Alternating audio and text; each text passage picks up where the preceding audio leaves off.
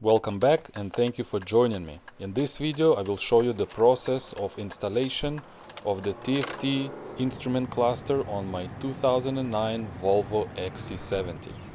If you own the following P3 Volvo model, then this retrofit is for you. Thanks to d5t5.com for offering this. The following major components are required to complete the installation. The first and the obvious one is the cluster itself. This is a used one I got from eBay. You can get a new one from the dealer. The cluster from the X40 series will not fit. Make sure that you locate a TFT DIMM that matches the transmission type of the target car. So if you have automatic, you get automatic cluster. If you have a manual Volvo, then it will show plus minus on the cluster itself. Diesel, petrol doesn't matter.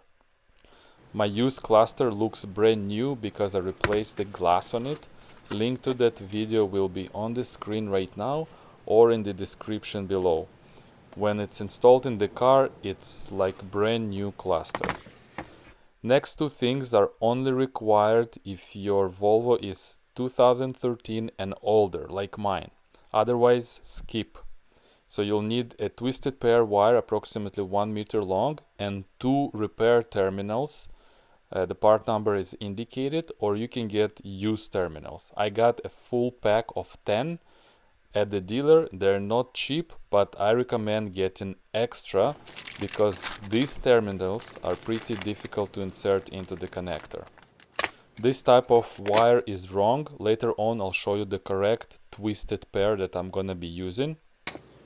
Laptop with Windows 7 or later. Mac currently not supported, only Windows. You will need a 12-volt battery charger which is capable of minimum 10 amps. I got this DeVolt one, which is a really good machine, and I will find use for it anyway. Also, the Volvo dice is required. This is the Chinese copy from eBay. It works perfect. And a few little things that I didn't mention at the moment. Let's begin the installation process. First, I'm gonna go on to d5t5.com website. I'm gonna click on configuration. Once you click on it, you're gonna see the list of things you can do to your Volvo. One of them is the TFT Retrofit itself on the P3 platform. Then expand by clicking on read, and this is the list of instructions you need to follow. I will follow the instructions here. First step is to install VDASH on your computer and register your account. Once you click on it, this is the VDASH link. You download this file, install it onto your computer and register your account. A reminder, it only works on Windows. Mac currently not supported. Second step is to connect car battery charger. I'm gonna open the hood and disconnect the tailgate module. This module is really nice. I'm gonna leave a link on the screen here what it can do for your Volvo and where to get it. I'm using it and it's amazing. Once you open the hood, you also wanna open the fuse cover box because we're gonna need to remove the horn fuse. The cover for the battery. To expose the terminals, we need the negative and the positive. The cover for the fuses under the hood. Locate fuse number 29, 15 amp for the horn. You're gonna need to remove it. And it's located right at the very corner right here. Connect the car charger to the battery.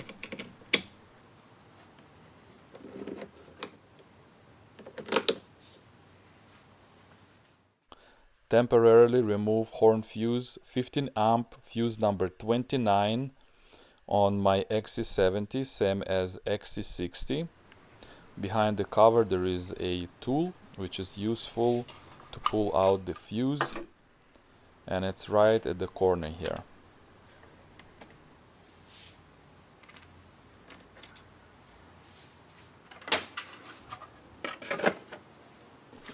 plug in your charger and start it.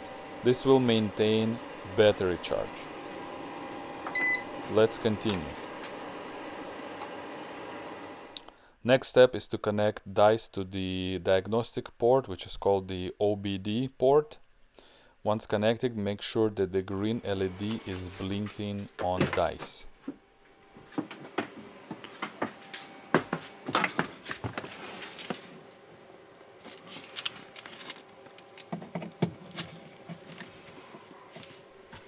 Alright, looks like the green LED blinks, which is good. I'm gonna thread it through the opening of the door. You don't need anything to do currently inside the car, so we can close the door. And the other end connect to your laptop. Now you wanna turn on the ignition. Press the start-stop button for 3 seconds without pressing the brake. I forgot to insert the key here. There you go. Ignition is on. Now on the computer, open VDASH, log into your account, and wait until VDASH pre-detects your car. Open in VDASH, and let me tell you that the presentation here I'm very impressed with. Just take a look at this Swedish Volvo wagon logo, looks really cool. The guys definitely invested in this, so thanks to them. Once you open VDASH, log into your account. Then VDASH will pre-detect your Volvo. This is what's happening right now. You need internet connection for this process. And the first step, before you can make any configurations with VDASH and your Volvo, we need to decode the CEM. It's locked currently on the right hand corner, as you can see. This is a one-time process. You have to do it only once. This process might take up to 24 hours to complete. On average it takes 12 hours. It took me around 10 hours. Once the process is complete, you'll get an email sent to your registered account that the process is complete, assuming you have internet connection, but it's not necessary. You can always pause the decoding process and resume later, so you don't have to do it in one shot because it's a pretty long process. Once the CEM PIN is decoded, VDASH will gain access to your Volvo to make configuration changes beside TFT. In my garage, internet connection is very poor, so I just use hotspot of my mobile phone because you only need to log in, but for the process itself, you don't need a constant 12-hour internet connection. So just in case you don't have internet connection, don't worry, you can just hotspot from your mobile phone to your laptop. That's what I did and it worked. Back to VDASH, we can see that my CEM is not decoded yet. I'm gonna click on it. And now VDASH reads all the codes from the car. We can close this window for now. And these are all the diagnostic trouble codes that my car has. It's a pretty long list here, but it's all yellow, which means they're not active. Now we can click on the right side the green button to continue with the CEM PIN decode. And as you can see here, I've done it before, so I'm going to continue the process. The current progress is 0.6%. I'm going to resume just to show you that you don't have to do it in one shot. Do you want to continue? Yes. And the process has started. I'm gonna leave the car overnight with the car charger connected to complete the process, and this is already the next morning. I did not get any notification that the process complete since I didn't have a constant internet connection on the laptop. I can see on VDASH I've reconnected it and restarted with internet connection. Once VDASH is connected to your car, we can see now that the CEM is supported. Configuration change supported now. This one-time process is complete. Now you can charge your account with credit. This can be done through the money icon. Credit cards or PayPal are accepted. Don't forget that this is not free, and listing the prices here is not relevant because if anything changes, the video will tell you wrong. Now you can press the connect button. VDASH will connect to your Volvo.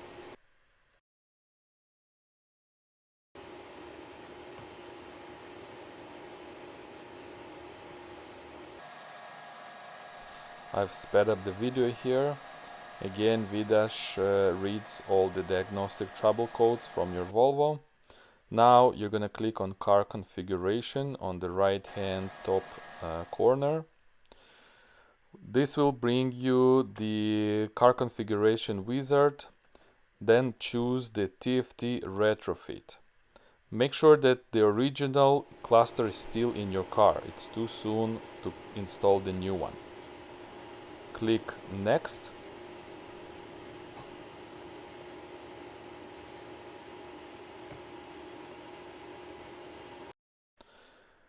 Click Next. VDASH will back up the information from your original cluster, and once it's done, it's gonna tell you. VDASH, just in case, backs up all the information from your original cluster. Don't forget that throughout the process your charger is keeping up with the ignition on, because remember the car is the engine is not running. Ignition mode is in position on. This is why you need the charger to keep up with the demand here.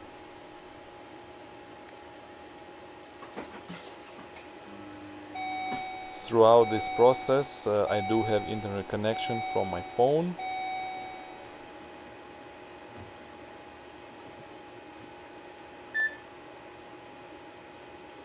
And the process is complete. Now we can do the actual swap of the cluster and then connecting the two wires. If you forgot to decrypt the CEM PIN, VDASH will remind you at this point. Turn off the ignition and we're gonna start with the actual swap of the cluster.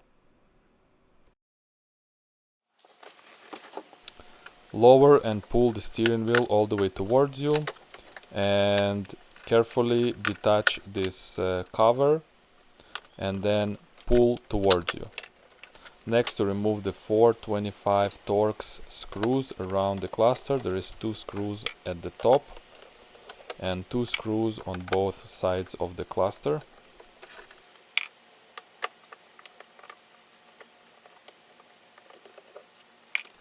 Lower the cluster from the top just like that, pull towards you and disconnect the connector at the back. Just push on the top and the connector will disconnect. Next step is very important. Once you disconnect the connector, if your Volvo is 2014 and newer, you do have the wiring from the factory. You can just skip the wiring section. My Volvo is 2009, which means we're lucky. I'm gonna show you the wiring process. As we can see, I don't have the 2 wires in location number 7 and 8. This blue securing tab, I don't know what to call it, just push with a little screwdriver here and it's gonna pop from the other side. Pull it out. This is what secures the wires inside the connector itself. Make sure that you don't lose it. My advice is to get extra repair terminals. The required number is 2, but I got a pack of 10. This is how how my dealer sold it to me. They're not cheap, and actually I was glad that I got extra ones and not only 2, because for some reason those terminals were difficult to insert into the connector. I made it easy here. These are the 2 spots that we need, number 7 and 8, so you can easily locate. What helped me here, as you can see, it will go only one way, so don't worry about it. And what helped me to insert is small nose pliers to push them in. It was very difficult to push them in. Now I'm gonna shine through the space here. As we can see, the terminals are all seated in. We can see that nothing is obstructing from this blue plate to go back into position.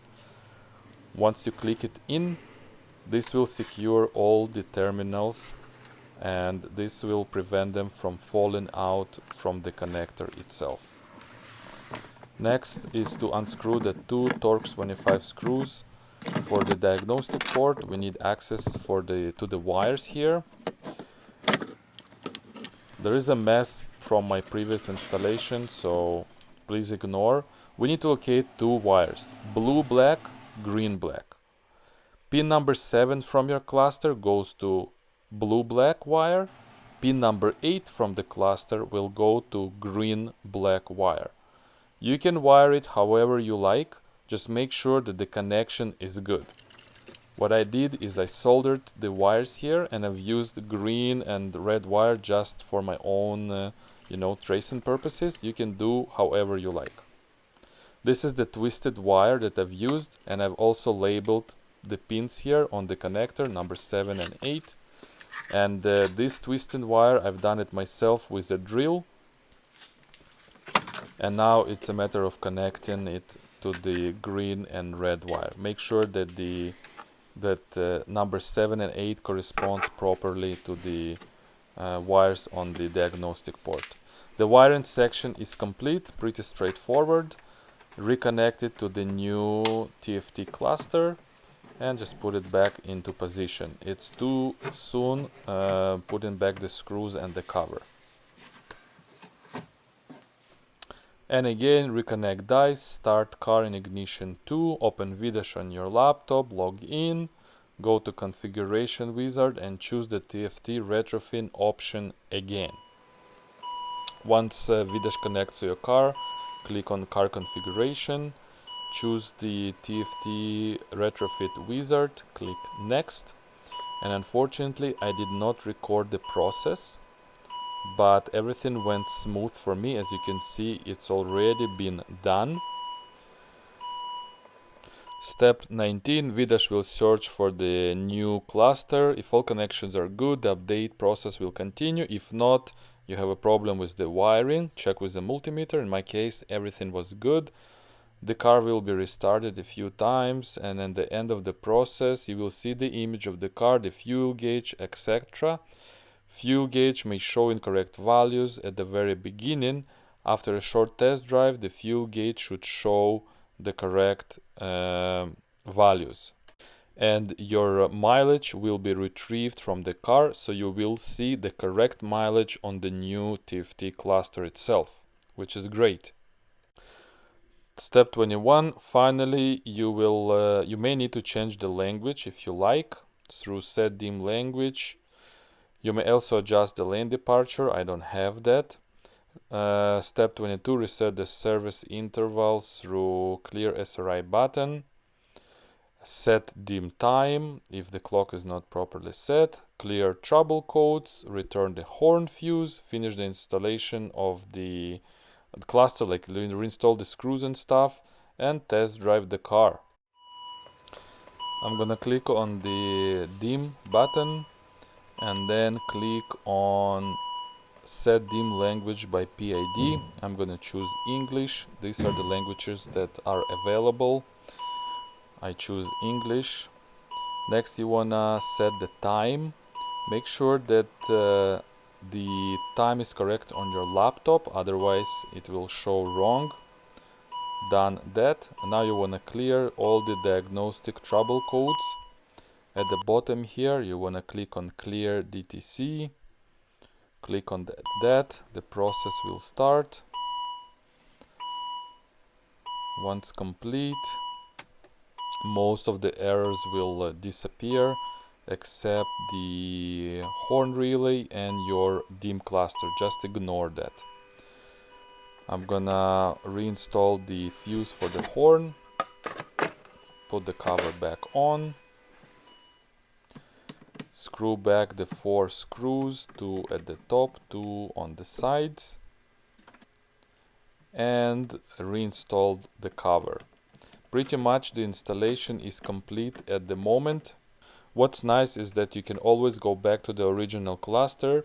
Just make sure that you disconnect the two wires before installing the original cluster into your Volvo. A few known limitations that I've discussed in the original video. I will put the link right here on the screen or at the end of the video. Watch it. I will describe all the limitations that we have with the new cluster. I hope that you enjoyed this video. If you have any questions, just comment below. I will try and answer all of them. Any questions?